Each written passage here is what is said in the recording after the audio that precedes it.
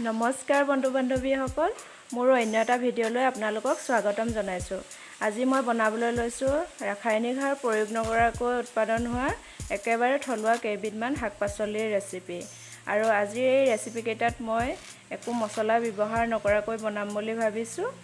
আশা কৰোঁ আপোনালোকে চাই ভাল পাব। গতিকে বলক ভিডিঅ'টো আৰম্ভ কৰোঁ।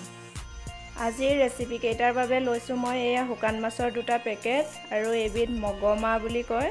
পাহাৰীয়া অঞ্চলত বেছিকৈ পোৱা যায়। এইবিধ হৈছে হৰঙাচুমি বুলি কয়, এবিধ বিন। দেখিছেনে আপোনালোকে?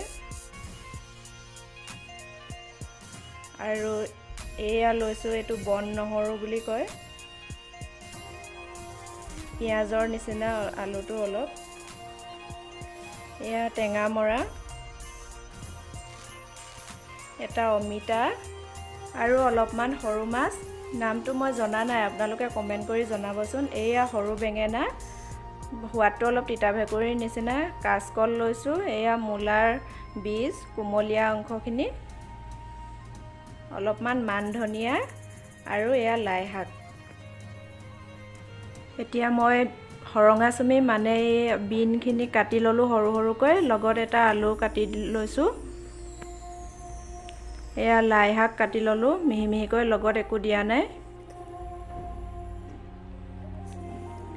আৰু টেঙা মৰাখিনিও ভালদৰে ধুই লৈছো। টেঙা মৰাৰ এই কুমলীয়া আগকেইটা ছিঙি লৈছো। এয়া দেখিছেনে আপোনালোকে? এনেদৰে ছিঙি লৈছো। মাছকেইটাত নিমখ হালধি সানি লৈছো ভালদৰে। মূলাৰ বীজখিনিও দুটুকুৰা কৰি কাটি লৈছো, টুকুৰা টুকুৰকৈ।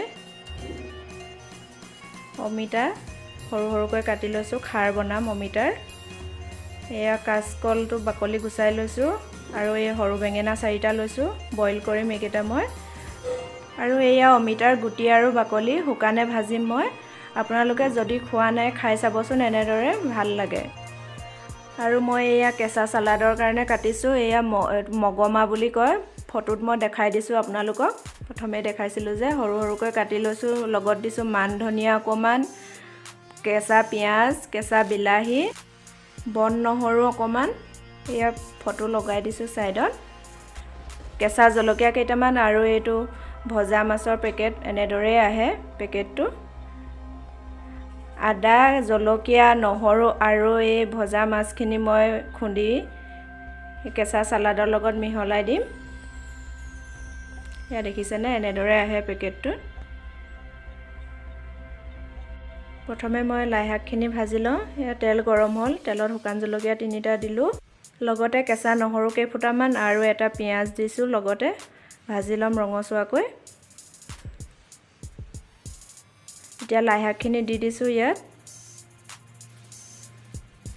লাই শাকখিনি নিমখ হালধি দি ধুনীয়াকৈ ভাজি ল'লোঁ। এতিয়া আমাৰ লাই শাকৰ ভাজি হৈ গ'ল।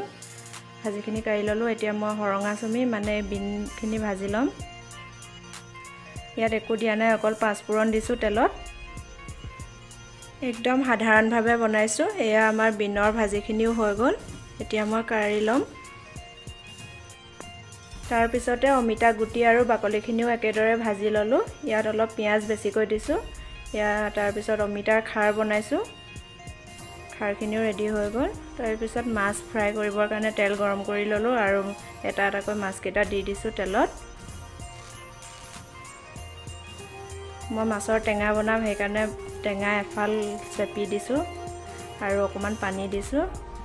অলপ সময় উতল অহাৰ পিছত আমাৰ মাছৰ টেঙা ৰেডি হৈ গ'ল। আৰু বিশেষ একো কৰিব নালাগে ইয়াত। আমাৰ ৰেডি হৈ গ'ল সকলোখিনি। এয়া চাওক, থলুৱা শাক পাচলিৰে বনোৱা আজিৰ আমাৰ এই থালিখন। এইফালে মই এখন পাপৰ দিছোঁ আৰু লাই শাকৰ ভাজি, এয়া হৰঙাচুমি মানে বিনৰ ভাজি, ফ্ৰাই কৰা মাছ, এইফালে কুমলীয়া লাই শাক আৰু বইল আলুৰ পিটিকা, কাচকলৰ পিটিকা আৰু এয়া সৰু বেঙেনাৰ পিটিকা, কেঁচা সালাড, মাছৰ টেঙা আঞ্জা, এইফালে অমিতা গুটি আৰু বাকলিৰ ভাজি, মূলাৰ বীজৰ ভাজি আৰু অমিতাৰ খাৰ। আৰু এয়া টেঙা মৰাখিনি মই বইল কৰি অকল ৰসখিনি লৈছোঁ, হিতাখিনি পেলাই দিলোঁ। থালিখন এবাৰ ভালদৰে দেখুৱাই দিছোঁ আপোনালোকক। আৰু আজিৰ ৰেচিপিকেইটা চাই কেনেকুৱা পালে আমাক কমেণ্ট কৰি জনাবলৈ নাপাহৰিব।